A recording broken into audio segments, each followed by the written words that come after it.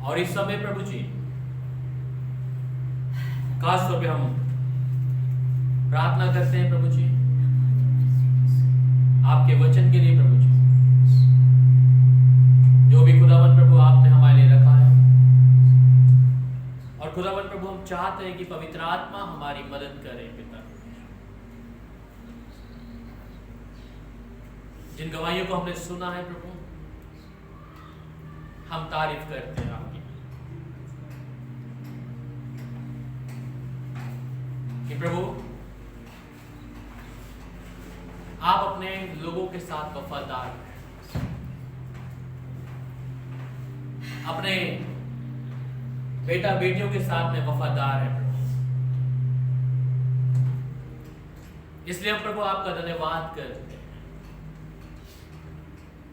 चाहते हैं कि पवित्र आत्मा जो हमारे बीच में मौजूद है, हमारे मनोरथों को पूरा करने वाले परमेश्वर की तारीफ। आज इस समय प्रभु जब आपकी मौजूदगी में है, आपके कलाम की ओर हम प्रभु मुड़ रहे हैं, आज का कलाम हमारी जिंदगियों को बदले प्रभु। कलाम कहता है कि जो खुदा के कलाम को मानते हैं, सुनते हैं, उन पर बहुत सी आशीषों को परमेश्वर देता है। और जो उसके कलाम को नहीं मानते, उनके ऊपर पहले से ही दंड की आज्ञा को ठहरा दिया गया। पिता हम धन्यवाद करते हैं कि आपके अनुग्रह के द्वारा प्रभु हम आपके कलाम को सीख रहे हैं, और आपका पवित्र आत्मा जो हमारी हर पल हर समय मदद करता है, हम धन्यवाद करते हैं। स्तुति और आदर के योग्य प्रभु आपकी तारीफ हो। इस समय मैं हर एक अपने प्रिय भाई बहन को प्रभु तेरे लहू में छुपाता। आज का कलाम हम सब के लिए बाबरकत का कारण ठहरे। वो बरकत प्रभु जो आपके जोरावर हाथों से निकल, इसलिए हम धन्यवाद करते हैं, तारीफ करते हैं प्रभु। यहोवा परमेश्वर हम सबकी मदद करें, अपने कलाम के अनुसार चलने के लिए प्रभु मदद करें। तारीफ हो यहोवा आपकी प्रभु, आप बड़े हम घट जाएं। यीशु मसीह के नाम से आमीन। प्रभु की तारीफ हो। हम परमेश्वर का धन्यवाद करते हैं, और खास तौर पे इस सभा के लिए। और परमेश्वर का कलाम कई बार संगति के विषय में बात करता है, और संगति एक अहम हम लोगों के लिए बहुत ही जरूरी है। और कई बार हम देखते हैं बाइबल में और प्रेरितों के काम में जब देखते हैं, वहां पर भी जो अपोस्टल्स थे, जो प्रेरित थे, वो हर दिन मिलते थे, हर दिन संगति करते थे। और संगति करने का तरीका और संगति करने का मतलब है परमेश्वर की पाक हजूरी में आना। ये नहीं कि चर्च में ही यीशु मसीह है या परमेश्वर है। वचन कहता है कि मैं और आप परमेश्वर का मंदिर है, और उसने कहा कि जहां 2 या 3 होंगे, इकट्ठे होंगे, मैं उनके बीच में मौजूद होता हूं, ना कि इस पत्थर की बिल्डिंग की ओर। कलाम की ओर हम बढ़ेंगे और रोमियो की पत्री और उसका 1 अध्याय, उसकी 11 से लेकर 12 आयत तक हम लोग पढ़ेंगे। और जब इसे पढ़ते हैं हम यहाँ पर तो कोई भी जन इसे पढ़े। Romans chapter 1 verse 11 to 12।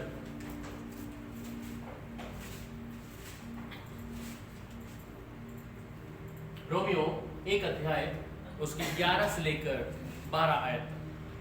क्योंकि मैं तुमसे मिलने की लालसा करता हूँ कि मैं तुम्हें कोई आत्मिक वरदान दूं, जिससे तुम स्थिर हो जाओ, अर्थात यह कि जब मैं तुम्हारे बीच में हूँ, तो हम उस विश्वास के द्वारा जो मुझ में और तुम में है, एक दूसरे से प्रोत्साहन पाए। आमीन, खुदा की तारीफ। सो यहाँ पर पौलुस इस बारे में लिख रहा है और कहता है क्योंकि मैं तुमसे मिलने की लालसा करता हूं कि तुम्हें आत्मिक वरदान दूं जिससे तुम स्थिर हो जाओ, अर्थात ये कि जब मैं तुम्हारे बीच में हूं तो हम विश्वास के द्वारा जो मुझ में और तुम में है एक दूसरे से प्रोत्साहन पाएं। और प्रोत्साहन एक दूसरे से मिलना जो एक संगति का एक कारण है। और अगर हम एक जगह पर मिलते नहीं हैं, और आजकल कई सारी कलीसियां हैं जो घरेलू कलीसिया से बोला जाता है, या यूं कहें कि बाइबल आज हम सबके हाथों में है और हम अलग अलग जगह पे ना जाकर अपने घर में प्रार्थना कर सकते हैं। वचन आज हमें बहुत आसानी के तौर पर यूट्यूब पर, सोशल मीडिया पे मिल चुका है, यहां तक कि आराधना भी। कुछ क्षण के लिए आप आराधना कर सकते हैं यूट्यूब के चैनल खोलकर, या कुछ क्षण के लिए आप यूट्यूब पर जाकर वचन सुन सकते हैं। पर वचन के अनुसार यहां पर पौलुस इस बात पर गौर कर रहा है और कहता है क्योंकि मैं तुमसे मिलने की लालसा करता हूं। और ये लालसा जब देखता है वहां पर वो हम सबको प्रोत्साहित करता है। और प्रोत्साहित क्या कर रहा है वहां पर, वो कहता है तो हम उस विश्वास के द्वारा जो मुझ में और तुम में एक दूसरे को प्रोत्साहन पाएं। वो आपको घर में बैठ कर नहीं, शायद जब आप घर पे बैठे आपका घर का माहौल दूसरा होगा। आप परमेश्वर की हजूरी में ये सिर्फ अब से नहीं, पुराने नियम से लेकर अब तक आराधनालय, वाचा का संदूक, मिलाप वाला तंबू, यहां पर परमेश्वर की उपस्थिति दी गई है। ये लोग भी एक परमेश्वर से मिलने का एक अलग से स्थान बना के रखा है। क्यों? घर का माहौल और परमेश्वर की हजूरी में बैठने के में फर्क है। वहां पर वाचा के संदूक के बाद ले तो मिस्र से निकलने वाले जो इजरायली लोग थे, उनके साथ वाचा का संदूक निरंतर 40 साल तक चलता रहा। और फिर मूसा को परमेश्वर ने बोला कि मूसा अब तो एक तंबू बना और इस वाचा के संदूक को क्या कर, तंबू में रख दे। और वो आखिरी स्थान था जहां पर उस तंबू के अंदर जो शीलो में था, आखिरी स्थान जहां पर उस वाचा के संदूक को रखा गया, जहां परमेश्वर की हजूरी के लिए लोग, नहीं तो मिस्र से निकलने के बाद इजराइली लोग भी वाचा का संदूक अपने कंधों पे लेकर चलते रहे। परमेश्वर के लिए खास स्थान, परमेश्वर की हजूरी के लिए खास स्थान, और ये था सहभागिता। परमेश्वर के लोगों को प्रोत्साहन करने के लिए 11वें आयत में वो क्या कह रहा है, वो कहता है क्योंकि मैं तुमसे मिलने की लालसा करता हूं कि मैं तुम्हें एक आत्मिक वरदान दूं जिससे तुम स्थिर हो जाओ। और आत्मिक वरदान के विषय में बाइबल में प्रेरित और काम के अलावा हमारे पास बहुत सारे एग्जाम्पल वहां पर है, उसके विषय में मैं बाद में आऊंगा, कि वो हम विश्वासियों को उत्साहित करने के लिए है। जब विश्वासी एक जगह इकट्ठे होंगे, उसमें परमेश्वर के कामों को, परमेश्वर की हजूरी को हम अनुभव कर सकते हैं। आपका पर्सनल टाइम जो प्रेयर के लिए है, वो अच्छी बात है कि आप घर पे प्रार्थना कर रहे हैं, पर परमेश्वर के भवन में परमेश्वर की हैकल इसलिए नियुक्त की कि परमेश्वर अपने लोगों से बात करे। वहां दूसरी चीज हम लोग देखते हैं, जब उसको आप यूहन्ना की किताब और 17 अध्याय और उसकी 22 से 23 में लिखते हैं कि हम प्रभु को जानेंगे तब जब हम संगति करते हैं परमेश्वर के विषय में, परमेश्वर की बातों को हम जान पाएंगे। अब आप ये कहेंगे क्या हम घर में बैठ के परमेश्वर की बातों को नहीं जान सकते? अगर नहीं जान सकते तो पुराने नियम में हैकल क्यों थे? उस समय यीशु मौजूद थे। जी, कोई भी यूहन्ना 17 अध्याय और उसकी 22 से लेकर 23 आयत तक पढ़े। वह महिमा जो तुमने मुझे दी है, मैंने उन्हें दी है कि वे वैसे ही एक हो जैसे कि हम एक हैं। मैं उनमें और तू मुझ में, कि वे सिर होकर एक हो जाएं और संसार जाने कि तू ही ने मुझे भेजा, और जैसे तूने मुझे से प्रेम रखा वैसे ही उसने प्रेम रखा। आमीन। तो यहाँ पर क्या है कि हम क्या करें कि जब हम एक संगति करते तो परमेश्वर जाने, परमेश्वर के विषय में मैं और आप जाने, परमेश्वर क्या मेरे जीवन में किया है, परमेश्वर ने क्या मेरे जीवन में बदलाव किया। अभी हम सब लोगों ने गवाही सुना, शायद भाई की गवाही, अंजी ने गवाही दिया, हम सब ने गवाही दिया। यहाँ पर अगर वो गवाही यहाँ पर सबके सामने ना आती तो हमारा विश्वास कैसा रहता? हम दूसरे की गवाही को सुनकर क्या करते हैं? उत्साहित होते हैं। बाइबल में बहुत सारी जगह पर हम लोग देखते हैं जहाँ पे गवाही एक ऐसा मात्र सारा, कुछ लोग में से ऐसे लोग हैं जिन्होंने गवाहियों को सुनकर प्रभु यीशु मसीह को ग्रहण किया है। कुछ लोगों ने ऐसा सुन के, अरे यीशु मसीह ने, मेरी हालत ये थी, मेरे शरीर में ये रोग था, मेरे काम में ऐसा था, हमने ये बात जब कानों में सुनी, कहाँ पर आपने घर बैठ के गवाही नहीं दी, पर एक सहभागिता, एक फेलोशिप करी, जहां लोगों ने आपके वचन को, आपके मुंह से निकलने वाले शब्द को जब सुना, उनके मन में भी विश्वास पैदा हो गया। आप विश्वासी हैं, अच्छे हैं, अपने घर में विश्वास कर रहे हैं, अच्छे हैं, पर आपको परमेश्वर क्या कहता है कि मेरा हर एक विश्वासी गवाह है। क्योंकि गवाही आप सड़क पे नहीं देते हैं, आप अपने ऑफिस में भी नहीं देते होंगे, पर गवाही जब आप कलीसिया में दे रहे हैं, या आज सोशल मीडिया पहुंच गया है यहां तक कि आपकी गवाही लोगों तक पहुंचती है। जब आप हैकल में बैठे हैं तो हैकल में जब आप आपस में बात करते हैं, अरे वो भाई विक्टर के जीवन में प्रभु ने ऐसा काम किया था, वो आपके जीवन में करेगा। ये गवाही कैसे? सहभागिता, परमेश्वर के लोगों के साथ जब फेलोशिप होगी, परमेश्वर के लोगों के साथ संगति होगी, तब उन बातों को आप देखेंगे। और ऐसे कौन जान पाएगा कि परमेश्वर ने मेरे जीवन में काम कर रहे हैं? बाइबल इस बात के बारे में बताती है कि दुनिया जानेगी जब हम सहभागिता रखते हैं परमेश्वर के लोगों के साथ में, परमेश्वर के लोगों के साथ में जब संगति करते हैं। पर यहां पर कुछ और चीज है जो परमेश्वर सिखाना मांग रहा है, कुछ कंडीशन है सहभागिता रखने के लिए। पहली कंडीशन, परमेश्वर का वचन कहता है कि आपस में एक दूसरे को क्या करें, कमिटमेंट होना चाहिए। जो रोमियो की पत्री 12 अध्याय और उसकी 10 में आता है कि कंडीशन क्या है जब हमें सहभागिता रखनी है, एक फेलोशिप रखनी है। आप 6 दिन अपने काम कर रहे हैं, बिजी हैं, पर संडे को आने के लिए मेरे पास समय नहीं है।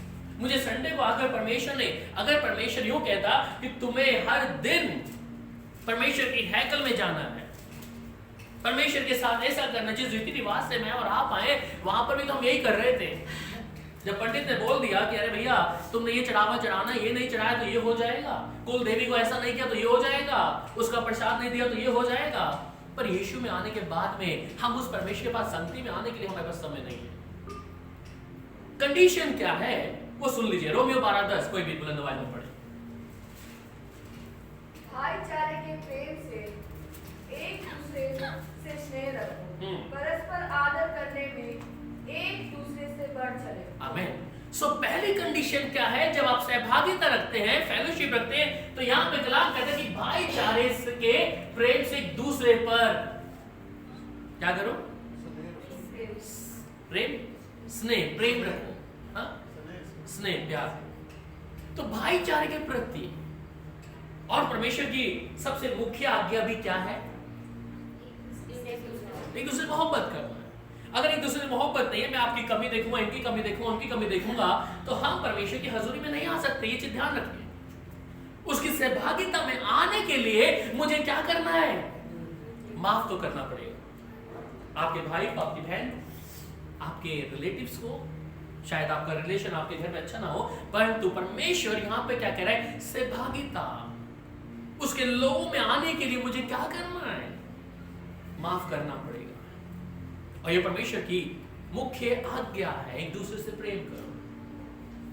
दूसरा वो कह रहा है कि ऑनर अनर, मतलब की दूसरी बात वो कह रहा है कि परस्पर आदर करने में एक दूसरे से बढ़ चलो, एक दूसरे का आदर करने में।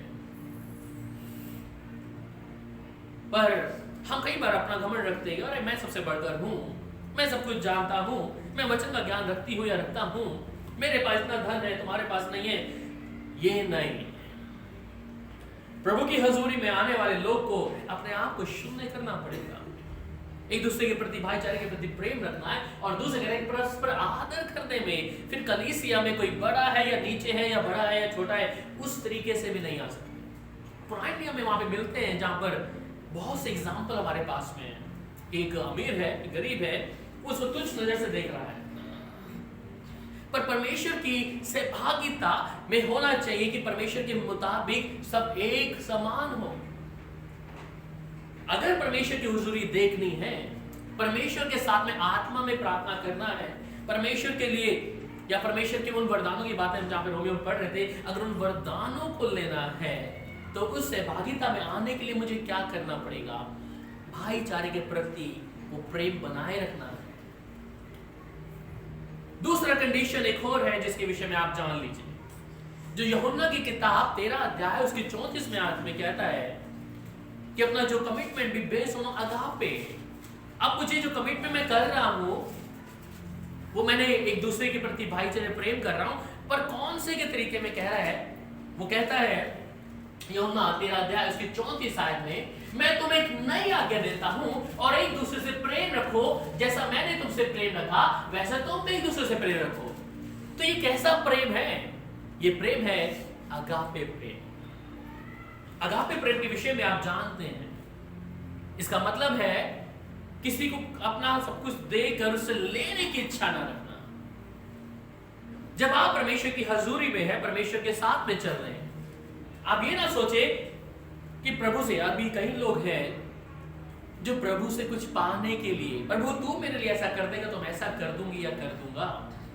वो नहीं, परमेश्वर ने ऐसा नहीं किया। परमेश्वर ने अपना बेटा प्रभु यीशु मसीह मेरे लिए आपके लिए ये इसलिए नहीं दिया कि आपसे कोई उम्मीद रखता है वो कि आप उसको अच्छा धन दे देंगे या आप अपनी कमाई का पहला अंश ये वो स्नान सब कुछ जो आपके पास है वो दे दोगे। परमेश्वर इसकी चिंता नहीं करता। क्या यीशु की मौत इसलिए हुई कि आपके द्वारा सिर्फ गुणगान हो परमेश्वर का, कि आप बस गवाही दें, या आपसे परमेश्वर कुछ उम्मीद रखता है? क्या यीशु दे दिया? क्या कारण था?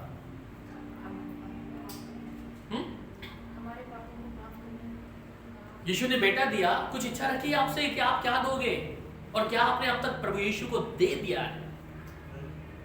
नथिंग। धन उसका है, सांस उसकी, हर चीज आपकी, देह भी आपकी नहीं है, आपका आत्मा भी आपका नहीं है, प्राण भी आपका नहीं है। क्या कहता है? मैंने तुम्हें मोल लेकर खरीदा है, दाम देकर। सो अब ये शरीर जब मेरा नहीं है और मैं इस फक्र में रहता हूं, ये शरीर मेरा है, मैं इसे जैसा मर्जी चलाऊं नहीं। वो कहता है अगापे प्रेम, उसने दिया अपने आप को और देने से कोई उम्मीद नहीं रखी। हमने वायदे करे हैं परमेश्वर को, मैंने और आपने कई वायदे करे होंगे, प्रभु तू मेरे लिए अगर ऐसा कर देगा ना, मैं तुझे ऐसा करके दे दूंगी, मैं तेरे भवन में ऐसा करवा दूंगी, वो ऐसा कर दूंगी, तू जो कहेगा वो कर दूंगी। पर हमने वो भी नहीं की। इसलिए वचन कहता है मैं मनुष्य नहीं हूं जो अपने वचनों को बोलकर भूल जाऊं। वो सच्चा परमेश्वर है। इसलिए उसकी सहभागिता में आने के लिए, उसकी फेलोशिप में आने के लिए क्या करना पड़ेगा? उससे ये उम्मीद नहीं रखने अगर वो मुझे नहीं भी देगा प्रभु तो भी चलेगा। अगर मैं चंगाई नहीं भी पा रहा तो प्रभु धन्यवाद तेरा। मेरी वो बिजनेस नहीं भी चढ़ा प्रभु कोई बात नहीं, तेरा धन्यवाद। मैंने इस चीज की योजना बनाई थी प्रभु, मैं नहीं हो पाया उसमें सफल, कोई बात नहीं, तेरी तारीफ हो। पर हम सबसे पहले मुकरने वाले लोग होते हैं, अरे प्रभु आपका वचन ये कहता है वो कहता है, और अभी तक मेरे जीवन में वैसा घटा ही नहीं है, आप हैं भी या नहीं। हम कई बार परमेश्वर को ताना मारते इस बात का। मैं अपने जीवन में इस चीज को रखा और मेरा प्रैक्टिकल जीवन में रहा है इस चीज को, और आज भी बोलता हूं कि जिस दिन कुछ भी नहीं होगा तब भी प्रभु को धन्यवाद करूंगा। अभी योजना बना रहे हैं हम लोग, परिवार योजना बना रहा है, कनाडा देख रहा है, वैंकूवर देख रहे हैं। नहीं भी गया प्रभु तो भी तेरी तारीफ करूंगा, चाहे सब कुछ खत्म हो रहा है, गाड़ी भी गया, सब कुछ हो रहा है, मैं परमेश्वर वादा किया है, नहीं भी गया इसी तरीके से तेरे काम को करूंगा, ताना नहीं मारूंगा, ताना नहीं मारूंगा, क्योंकि मैं इस कूड़े के लिए नहीं जिया। याद रखें, जिस चीज को आप कूड़ा कहते हैं शैतान उसी को आपके द्वारा पहचानेगा, बोलेगा अरे तू तो कूड़ा बोलता था, आज तेरा ही सब कुछ चला गया तो तू अब कूड़ा नहीं बोल रहा है, तू क्यों रो रहा है? याद रहे, कहने का मतलब है उस चीज के लिए तैयार रहे। मैं आज खुले में बोलता हूं इस बात के लिए, हजारों लोगों को बोल चुका हूं। अगर नहीं भी गया कोई भी टेंशन नहीं है कि कल को रोगा, अरे मेरा ये सब बिक गया भाई, तो मैं क्या करूं? अभी उसके लिए भी तैयार। मुझे याद है जब मैं नौकरी 2014 में छोड़ा, उस समय मेरी हालत उस समय भी शून्य थी। मेरे घर की चीजें मैंने सब कुछ बेच दिया, मेरे घर का गुजारा कैसे चला मुझे जानता हूं। और जब प्रभु फिर से 2015 में उठा दिया दोबारा से। उस समय भी मैंने परमेश्वर को ये नहीं बोला, प्रभु मैं कहाँ बैंक से नौकरी छोड़ के आया प्रभु, और अब तूने मेरा सब कुछ ले लिया, सब कुछ खत्म हो गया, मैं तब भी नहीं कुड़कुड़ाया। और शायद यही वफादारी थी, परमेश्वर ने उससे बढ़कर मुझे दिया हर चीज में, हर चीज में। इसलिए तैयार रहें उस प्रेम के लिए, उस प्रेम का जो अनुभव आप एक बारी चख लेंगे तो आपके लिए संसार कूड़ा ही नजर आएगा। आपके पास नहीं भी है ना तो भी आप धन्यवाद करेंगे उस परमेश्वर का, आप शुक्रिया करेंगे, क्योंकि मुझे मालूम है उसने यिर्मयाह 29:11 में मेरे लिए क्या कहता है, वो उसकी कल्पनाएं योजनाएं मेरे भले के लिए है, मेरी कुशलता के लिए है। वो मुझे नहीं भी देगा तो भी मैं धन्यवाद करूंगा, क्योंकि वो देने वाला परमेश्वर है। मैं चंगाई पाऊं या ना पाऊं प्रभु, परंतु चंगाई देने वाला परमेश्वर है, मैं फिर भी धन्यवाद करूंगा।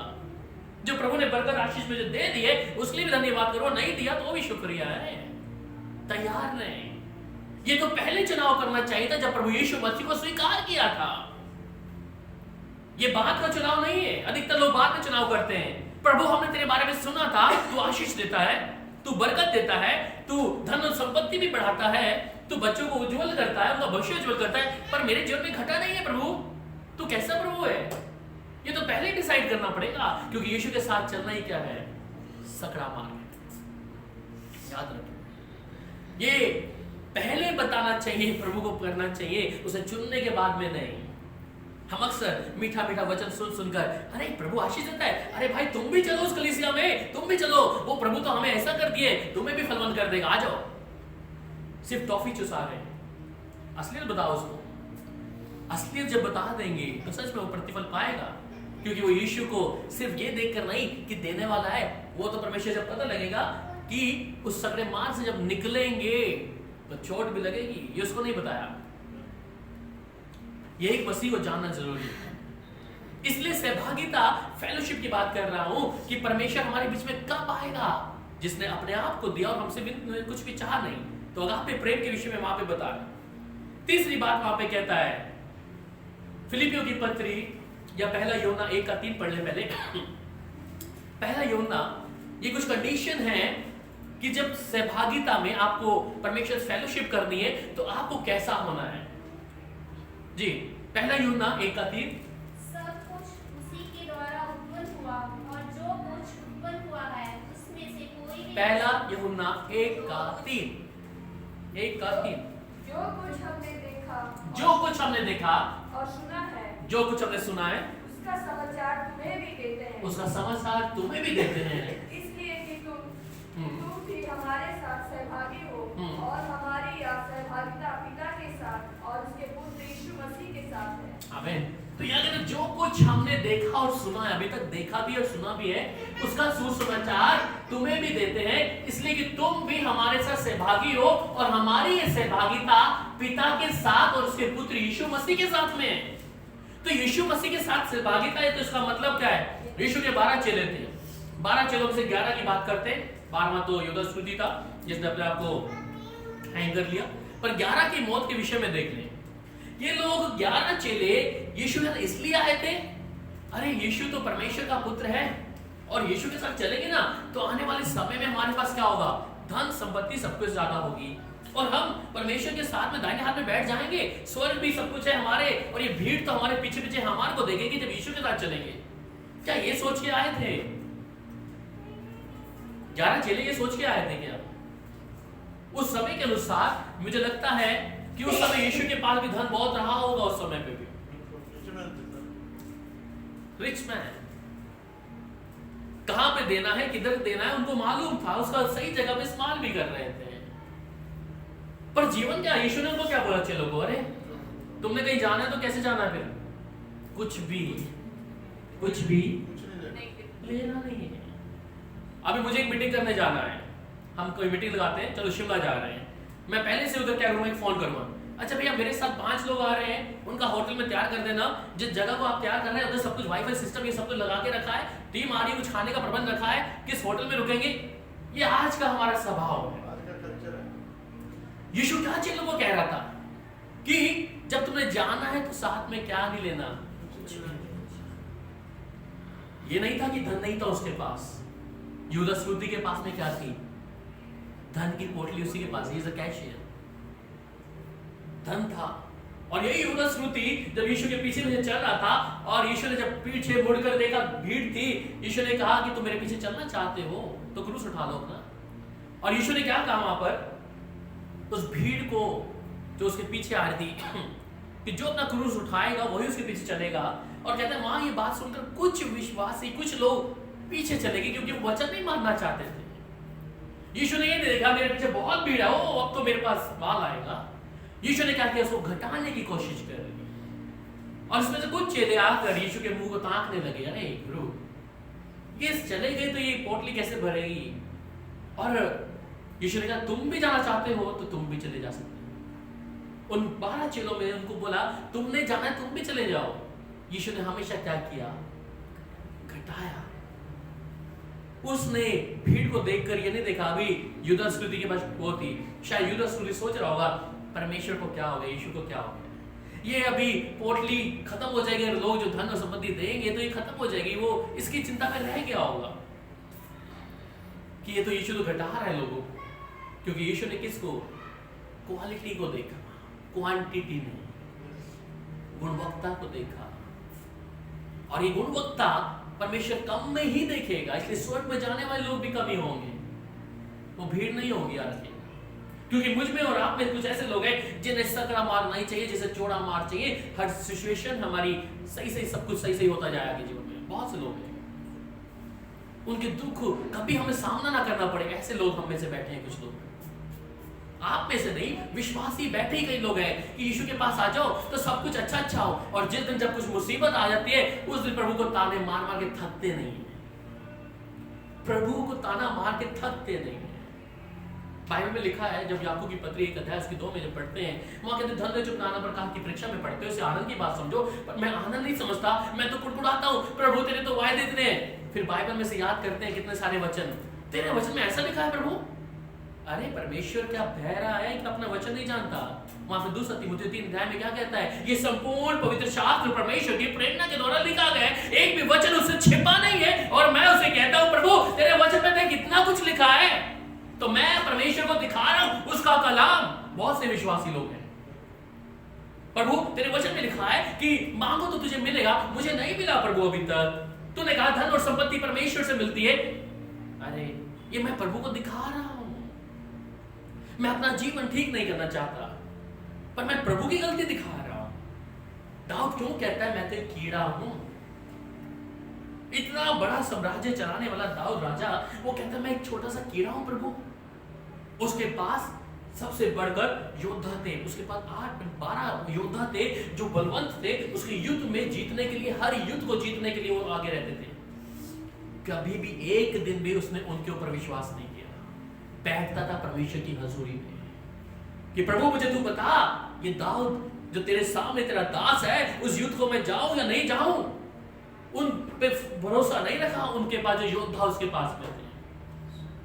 पिछले दिनों में मैं दाऊद के विषय और पढ़ रहा था, तो दाऊद के विषय में दाऊद भी परमेश्वर की आज्ञा मान रहा था, और वहां पर मुझे याद आया जब दाऊद बोल रहा है प्रभु तेरा दास तो ऐसे लकड़ी के घर में रहता है, ऐसे बढ़िया घर में रहता है, पर मेरा परमेश्वर तो सिर्फ वाचा के संदूक में घूम रहा है अभी तक। मैं परमेश्वर के लिए एक भवन बनाऊंगा।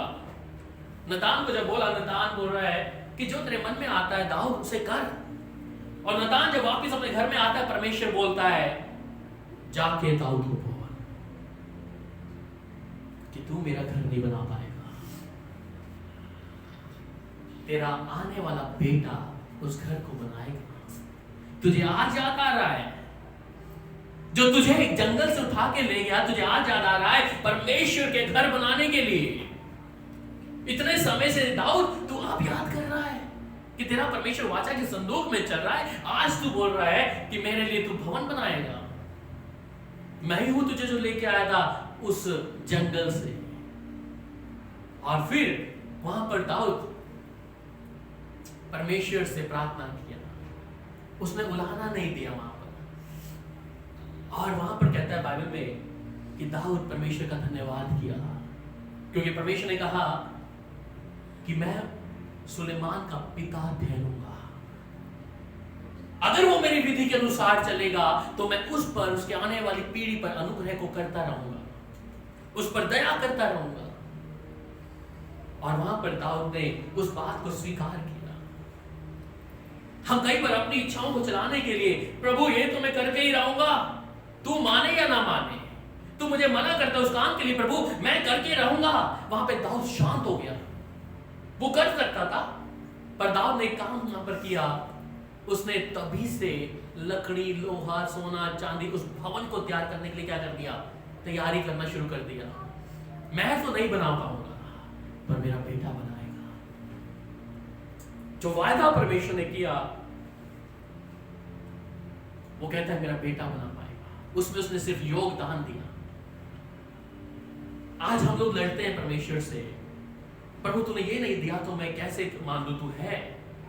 मैं आपके जीवन में जरूर रहा होगा अनुभव इस चीज का कि आपने कभी ना कभी प्रभु को ताना जरूर मारा होगा, जब आपकी प्रार्थना को उत्तर नहीं मिला होगा, जब परमेश्वर ने आपकी प्रार्थना को अनसुना कर दिया होगा।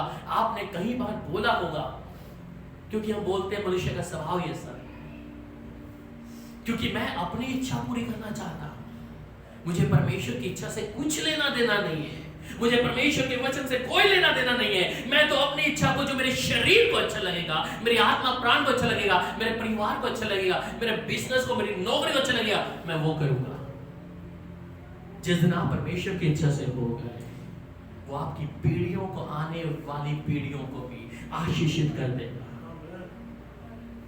आपका ये समर्पण आपके आने वाली पीढ़ियों के लिए एक अनुग्रह और आशीष का कारण बन जाएगा। शायद अभी आप सोच रहे होंगे, प्रभु मैं ऐसा नहीं कर पाऊंगा, उसे स्वीकार करें। प्रभु ने जो आपके जीवन में रखा उसको स्वीकार करें। परमेश्वर जो वादा किया उसको स्वीकार करें। परमेश्वर कहता है कि मेरी कल्पना और योजना तेरे भले के लिए, तो वो भले के लिए है, उसमें वो दुख नहीं मिलाएगा। अगर इसी परिस्थितियों में अगर आप जी रहे हैं, उस प्रभु को पहला स्थान दें। दूसरी बात, वॉकिंग इन द लाइट। फिर जब हम परमेश्वर की सहभागिता में आते हैं तो परमेश्वर के अनुसार हम उसकी ज्योति में चलना शुरू करते हैं। और पहला यूहन्ना 1 अध्याय उसकी 6 से 7 में पढ़ लीजिएगा। हम अपने पापों को क्या करते हैं? फिर मानते हैं जब उसकी सहभागिता में आते हैं। कई बार कलीसिया में हम बैठते हैं पर मन में पश्चाताप नहीं है। पहला यूहन्ना 1 अध्याय 6 और 7 आयत पढ़ लीजिए।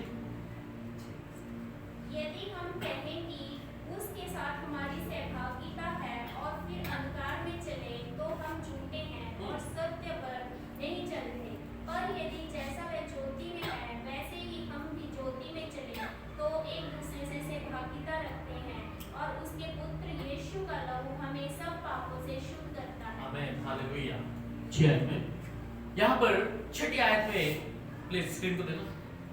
6ठी आयत में क्या कह रहा है? यदि हम कहें कि उसके साथ हमारी सहभागिता है, अगर हमारी फेलोशिप परमेश्वर के साथ में है, तो यह कहता है कि और फिर अंधकार में चले तो हम झूठे हैं और सत्य पर नहीं चलते। अगर हम कहते हैं कि परमेश्वर हमारे बीच में रहता है, हमारे साथ साथ चलता है, सपना 3:17 में भी कहता है कि यहोवा तुम्हारे परमेश्वर तुम्हारे बीच में रहता है, जो कुछ तुम करते हो, उत्पत्ति 21:22 में भी। तो यहां कहता है अगर हम उसके साथ सहभागिता में है, सहभागिता मतलब परमेश्वर के साथ में है। अभी कई लोगों का क्या है, हफ्ते के 7 दिन है, 7वां दिन है, उस दिन बहुत प्रार्थना है, बहुत हल्ला जुल्ला है, हालेलुया है, पर 6 दिन क्या है? खाली है। पवित्र आत्मा गायब, प्रभु की हजूरी गायब। और जब कलीसिया में आना है, जब ढोल बज रहा है, लोग नाच रहे हैं, अन्य भाषा में प्रार्थना कर रहे हैं, हल्ला मार रहे हैं, और फिर जब हैकल से बाहर निकले वापस उसी स्वभाव में आ गए, पवित्र आत्मा गायब हो गई। ये क्या कह रहा है? यहां पर यूहन्ना में लिखता है कि उसके साथ अगर सहभागिता और फिर अंधकार में चले तो हम झूठे हैं। एक जगह हमारा जीवन परमेश्वर के साथ में बना है, धार्मिक बन रहे हैं अभी हम लोग, पर थोड़ी देर में क्या हो रहा है? जब संसार में आते हैं, संसार के लोगों में आते हैं, अपने कामकाज में जाते हैं, बिजनेस नौकरी में जाते हैं, वहां के माहौल को देखते हैं तो हम उनके से ढल जाते हैं। तो किसके साथ सहभागिता है मेरी? We are liar, झूठे हैं। धोखा किसको दे रहे हैं? अपने आप को, परमेश्वर को नहीं दे सकते। मेरे दो जीवन के पहलू हैं।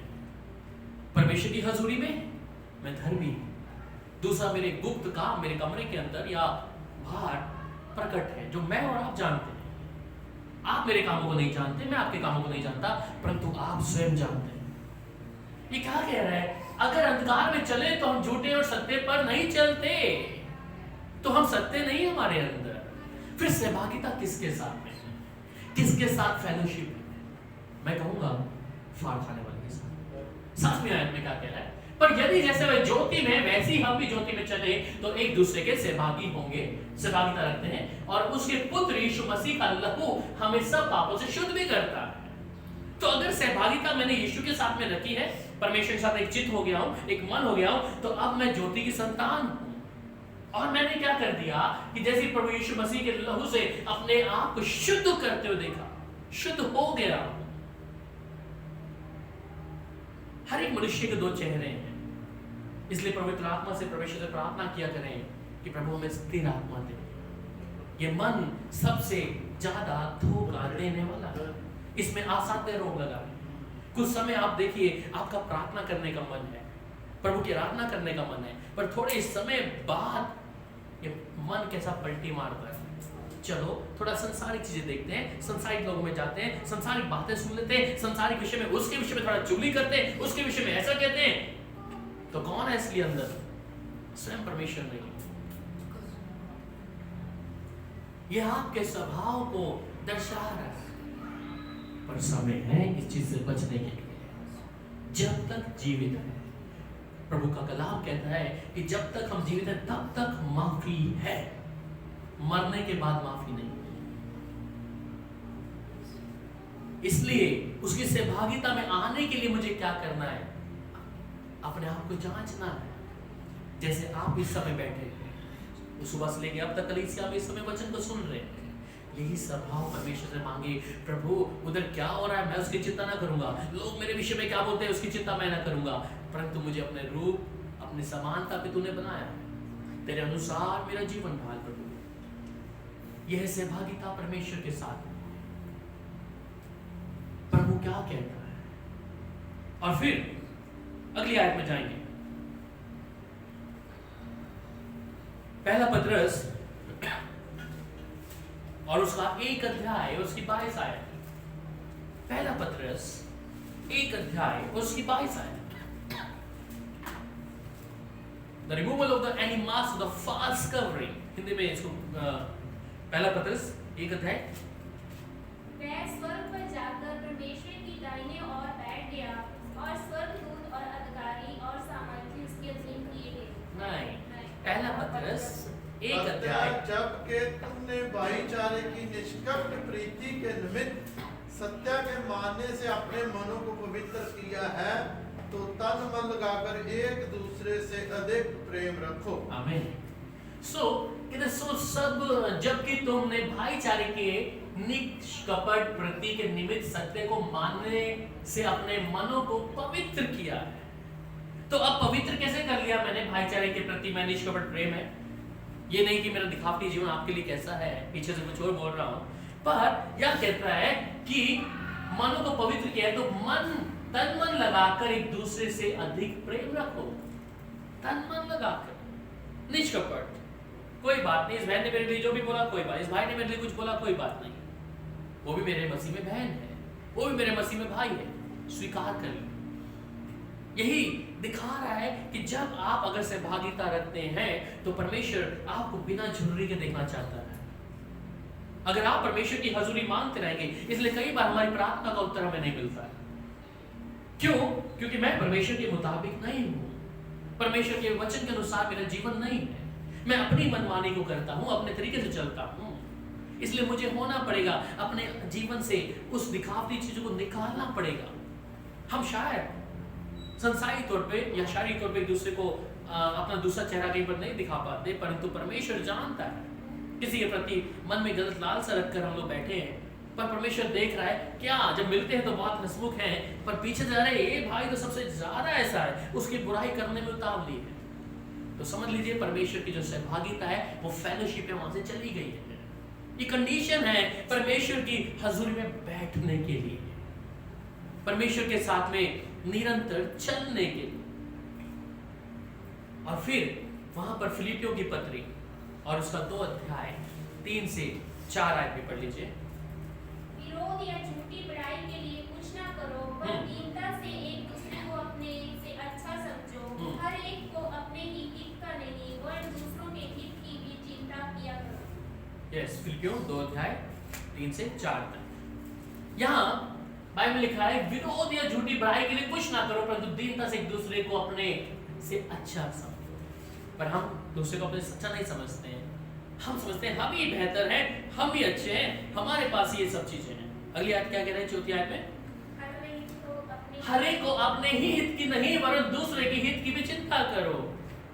हम अपने फायदे के लिए ना रहे, मुझसे कहां से कुछ मिल सकता है, उससे मैं ज्यादा प्रेम करूंगा जहां से मुझे कुछ मिलेगा। पर जो आपको सिर्फ प्रेम में है, आपका प्रेम उनके साथ में, अरे इससे तो मेरा कोई हेल्प नहीं आ सकता, इससे क्या बातचीत करना है? नहीं। परमेश्वर ऐसी सहभागिता में, ऐसी फेलोशिप में आपके बीच में नहीं होगा। ये कंडीशन है। जिन 5 चीजों को मैंने आपको बताया, ये कंडीशन है परमेश्वर की हजूरी में आने के लिए मुझे कैसा होना है, परमेश्वर के साथ में चलना है। अगर देखना चाहते हैं कि जब आप प्रार्थना करें परमेश्वर के स्वदूतों को, परमेश्वर की स्वयं उपस्थिति को, स्वर्ग में सिंहासन में बैठा परमेश्वर, स्वदूतों से घिरे आपको, प्रभु यीशु का परमेश्वर का आपके इर्द गिर्द है। जब आप अपने मन को शुद्ध और पवित्र करेंगे, जब आप अपने आप को परमेश्वर की हजूर कर देंगे, प्रभु मुझे अपने समान बना, उसी समय देखेंगे परमेश्वर की सामर्थ को, क्योंकि मैंने किसी के प्रति मन में कड़वाहट नहीं रखा। मैं परमेश्वर का आत्मा जो मुझे बात करता है, प्रभु बताता है, मैं उसके अनुसार चल रहा। दाऊद बहुत अच्छे तरीके से जानता था, एक बार गलती करी उसने, परंतु फिर परमेश्वर की हजूर में फिर भी बैठा। धन संपत्ति मर्यादा सब कुछ था, फिर भी परमेश्वर से पूछ कर, परमेश्वर की हजूर में बैठकर अपने समय को, अपने काम को उसी से पूछता था। परमेश्वर की हर एक बात को पूछकर, वो कहकर, पुकार कर अपने आप को रखता था परमेश्वर की हजूरी में। मेरे अजीजों, अगर आज इन चीजों के लिए आप तैयार हैं कि मैं परमेश्वर के साथ में सहभागिता रखना चाहती हूँ या रखना चाहता हूँ, मेरे जीवन के अंदर से हर एक पाप को दूर कर दो, अपने आप को तैयार करने कि आप जब चले तो परमेश्वर की सामर्थ को देखें।